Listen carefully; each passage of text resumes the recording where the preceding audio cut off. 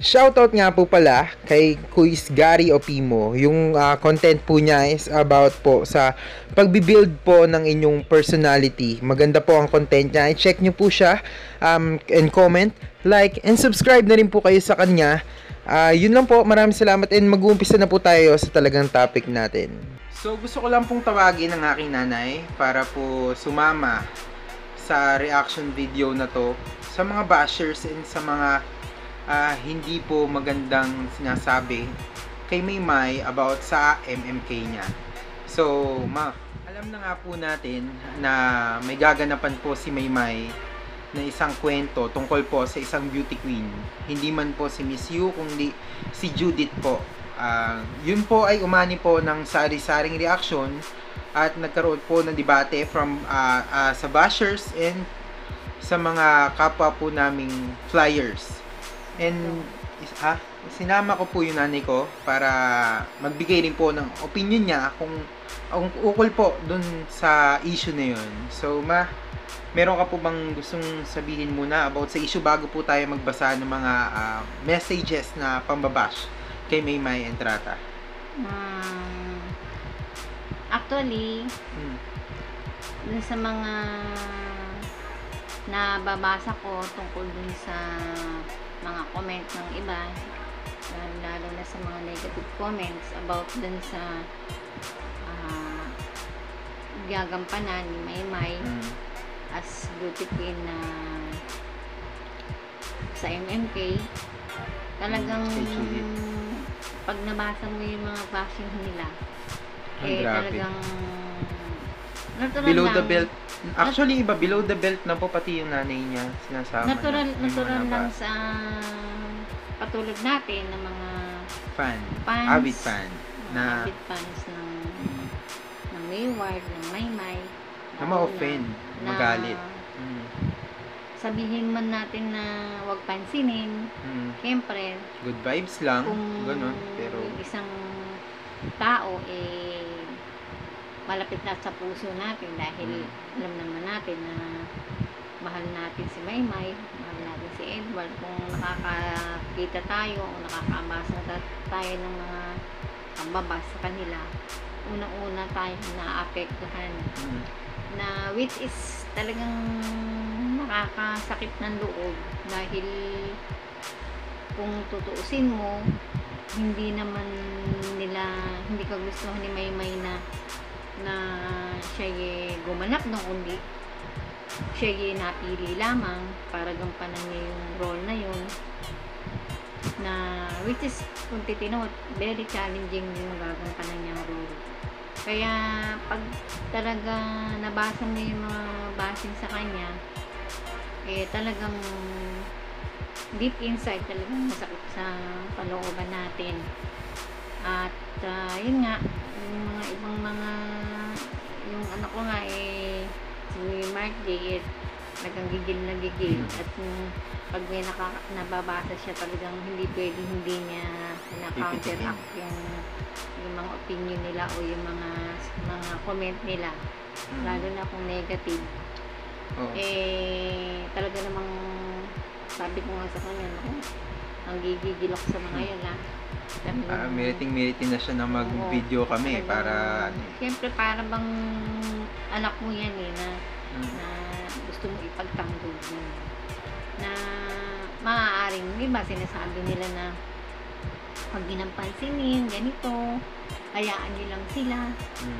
Di ba one time meron akong nabasa o sinabi ni Maymay na sabi niya, nagpapasalamat ako dahil andyan kayo para ipagtanggol ako. Kasi ang unang-una talaga naging kalakasan niya, mga siyempre, fan, mga supporters hindi niya. ninyo na Si God.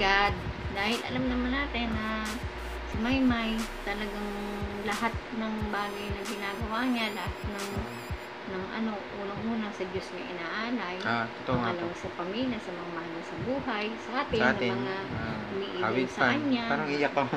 Oo. Kasi sa totohanan lang, nakaka-hurt talaga, actually, masakit sa kalooban. Oo, napakabait ni Maymay para ganun hindi niya deserve na mabash, ganun. Kaya, ang kalakasan ni Maymay, siyempre kay God, mga Lord sa pamilya, at sa atin na bilang mga supporters niya, humuhugot din siya ng lakas na nakikita niya na pinagtatanggol natin siya. Kasi kung hinahayaan lang din natin na parang tinatapak-tapakan yung pagkatao niya, sino pa magtatanggol sa kanya? Siyempre, tayo na bilang supporters niya, kailangan din naman na ipagtanggol in a good way, na hindi naman yung dumating sa punto na bumurahin natin sila o ano. Pwede naman natin silang pagsabihan na yung bang tatagutin sa puso nila yung sinasabi natin sa kanila. Ganun. Kaya lalo na bukas papalabas niya yung MNK niya. O, syempre tayo talagang suporta yung suporta natin talagang 100 support lang tayo. 100, 200 1,000% ang bibigay natin suporta sa kanya dahil alam niya na hindi natin siya pababayaan, kundi dahil pinaghirapan niya tsak yun, yung role na ibinigay sa kanya very challenging, kaya talagang pinagbuti niya yun. At isa pa di ba yung tungkol kay Catriona binabas siya kasi nga lalo na yung mga talagang bashers niya,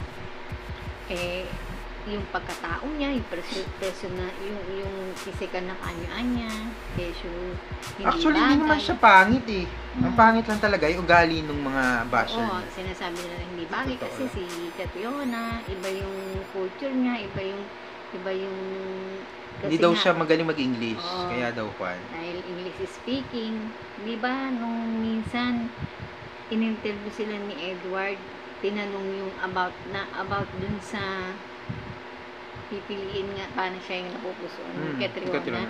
Actually, sinabi talaga ni Catriona sa saka sa may ano niya, di po ba? Yung sa may nung rumampas sila mismong yung host yung host si Nicole Cordobes mismo ang nagsabi na hindi naman sasabihin yun kung hindi talaga sinabi ni Catriona yun napipisil ni Catriona gumanap. At nung in-interview siya ni Boy Abunda sa TWBA ba? Or ano? TWBA na tinanong siya kung sino ba yung napupusuan niya pagka gumalap sa MMK. Di ba ang first choice niya talaga si Maymay. Dahil sabi nga niya, nakikita niya yung similarity nila as a person, yung personalidad ni Maymay, nakikita niya sa kanya. Hindi, ang hirap. Sabi nga niya, what's wrong with Maymay? Bakit anong masama kung siya ang gumanap? Hindi, ang hirap kasi sa kanila mama.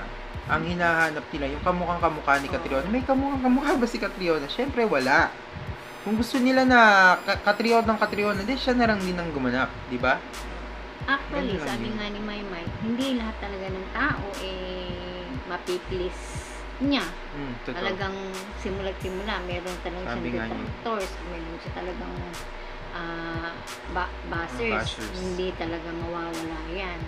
Pero kung dumarating yung panahon na talagang kailangan na natin na ipagtanggol siya, dun nakikita ni Maymay yung pagmamahal natin sa kanya na hindi natin hinaayaan na basta na lang yung yurakan yung pagkatao niya. At kung minsan, katulad ngayon, may mga napabasa pa kami na below the belt ba, yung mga sinasabi nila na pati yung family nadadamay, na which is hindi dapat na isinasama nila sa ganung saka hindi naman totoo. Sa mga bashers, sa inyo na kung sana nga mapanood nyo ito nang kayo ay maliwanagan na ang mayroong tayong tinatawag na cyberbullying na lalo na kung below the belt yung pinapahayag nyo, pwede kayong kasuhan. Kaya lang, alam nyo, si Maymay, napakabait na bata. Walang masamang tinapay Tinapay sa sa kanya. Di ba nung minsan, nagla-live siya, kung tutuusin mo, pwede naman niya hindi basahin yun. Bakit? Sabi niya, bakit ang pangit mo? Binasa talaga ni Maymay yun. Oo, sa live niya yun. Live yun live. Bakit ang pangit mo? Ano ang sinagot ni Maymay? Tumawa nga lang si Maymay. Tumawa siya, tapos sabi niya, hindi ko nga rin alam since birth parang sinasabi niya pangit na ako. Mababa kasi loob ni Maymay, sa totoo lang. Actually, Pero, sa mga nakakita kay Maymay, talagang ina-attest talaga nila na talagang maganda si Maymay Entrata. Ewan ko lang ba dyan sa mga basher niya. Actually, sa katotohanan lang, yung mga ganung tao, meron talagang mga tao na hindi napalaki ng tama ng magulang. Kasi kung ikaw tao na napalaki ng magulang mo ng tama, na hindi ka dapat mag-alikusta ng kapwa mo, hindi ka dapat magsalita ng against sa kapwa mo, hindi nila tsak na hindi sila na magsasalita ng mga ganung bagay na makakasakit talaga ng kapwa nila. So, kaya makikita mo talaga, meron talagang mga tao na yung bang tumitingin Sa physical. Which is, Actually, hindi si naman siya Maymay, kasi hindi pangit. naman Hindi siya ko naman pangit. maintindihan. Napakalakas ng appeal niya sa totohanan. Oo nga. Ako nga, hindi ko pa siya Hindi, nakikita sa actually, personal. hindi ako Pero mama. marami talagang nagsasabi. Hindi. Kasi kung minsan, mayroon nagpo-comment, ang ganda talaga naman niya sa personal. Ganito, maganda. Gusto ko nga siya makita, actually. Para siyang Barbie, malakas ang appeal niya. Actually, sa time ko lang siya nakikita, pero talagang ganda-ganda ako sa kanya. Kasi, syempre, pag hindi ka talagang gusto ng tao, maraming masasabi sa'yo, lalo na kung naiinggit. Hindi, pero mama, sa totoo lang. Mahirap talaga. Sa totoo lang, natatawa na lang ako minsan sa bashers kasi kung sino pa yung mas pangit kay Maymay, siya pa talaga yung malakas ang loob na magsalita ng pangit kay Maymay. Sa totohanan lang. Kung sino pa yung magaganda, siya pa yung fan ni Maymay.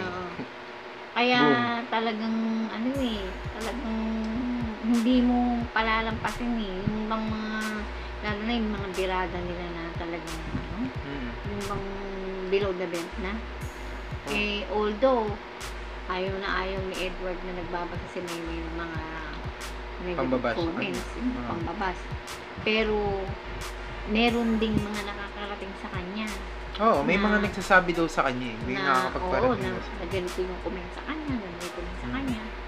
Kaya nga, hindi ba, nung in-interview sila, sinabi ni Maymay na, kasi maganda si Mr. Fiona, tinignan siya ni Edward. Ganon. Ayaw ni Edward talaga yun, na degrade niya masyado yung sarili niya. Hindi naman talaga siya pangit. Maganda si Maymay. Merong magaganda, walang appeal. May mga artista na may magaganda sila, pero yung walang appeal, dating. mahina. Yung appeal kasi, pag nakita mo yung isang tao, yung charisma, parang may magnet, gano'n si Maymay. Hindi nakikita ng iba yan kasi nga, simula pa. Inggit. Saka yung hindi na inggit talaga. Saka hindi naman yung inggit na kuminsan yung inggit na personal naiinggit sila kasi yung yung idol nila hindi kasing successful ni Maymay. Yun ang totoo. Hindi talaga diba? mawawala yung ganyan. Pero syempre yung mga bashers ni Maymay, syempre hanggat kung baga sa kanya, tirahin mo rin yung pagkatao nila.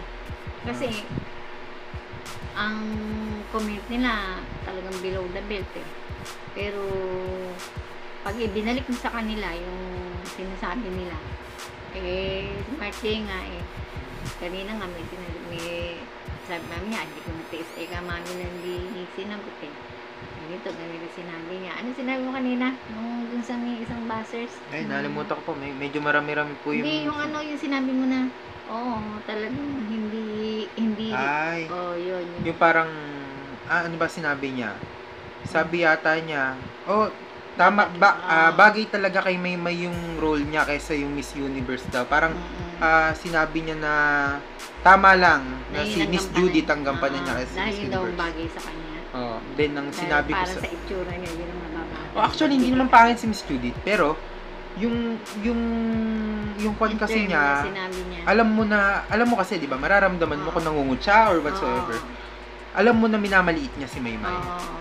Hindi pangit si Judith, pero minamaliit niya si Maymay. Oo. Yun. Ano yung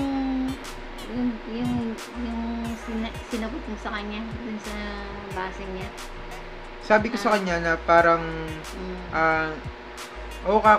mas maganda nga ako na hindi na si Maymay yung gumanap bilang Miss Universe or si Miss Cat, kay Miss Cat. Kasi nga, sabi ko sa kanya, marami ka akong mga taong masasama ang ugali, mga pangit ang ugali na may ayaw ka akong gumanap kay Maymay, na hindi ka ako naturuan ng magandang asal ng magulang nila.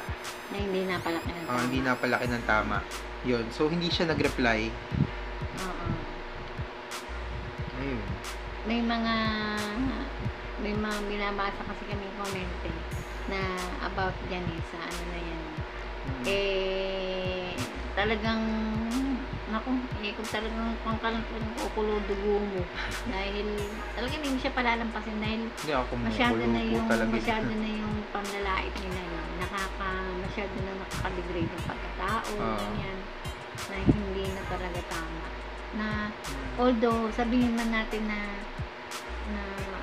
huwag yung pansinin, ganito. Yun na nga, yung sinabi ko kanina na although ang tiwala ni Maymay ay nasa taas kay God at Panginoon sa pamilya, natutuwa si Maymay dahil yung salita niya na salamat dahil hindi kayo nagsasawang ipagtanggol ako. Di ba? Sinabi ni Maymay yan sa interview siya. So, ngayon po, meron ako mga babasahin ng mga bash or yung mga hindi sang-ayon kay Maymay, and gusto ko lang pong malaman kung ano yung magiging reaction nanay ko, then magre-react din ako if ever. So, ito po yung una.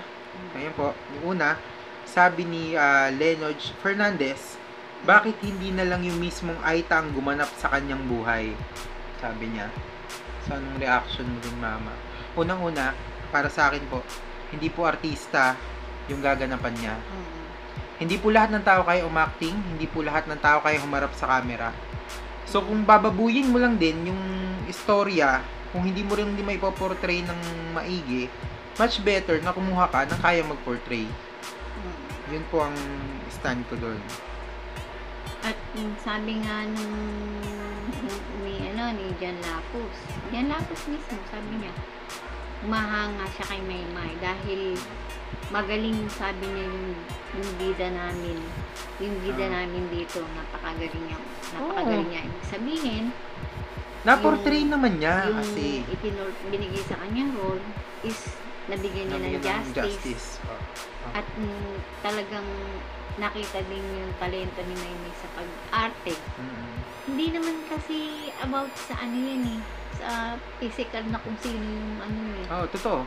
Marami nang naging story sa MMK na hindi naman talaga kamukha nung artista yung ginaganapan nila. Ewan ko ba kung bakit naging issue yan ngayon. Saka lalo na yung sa balat lang. Ano naman kung paitimin or ano, di ba? For example, kunyari, gumawa ng story ng buhay ko, hinaharot ako mataba, ang gaganap sa akin payat, pwede ba yun? Di ba hindi?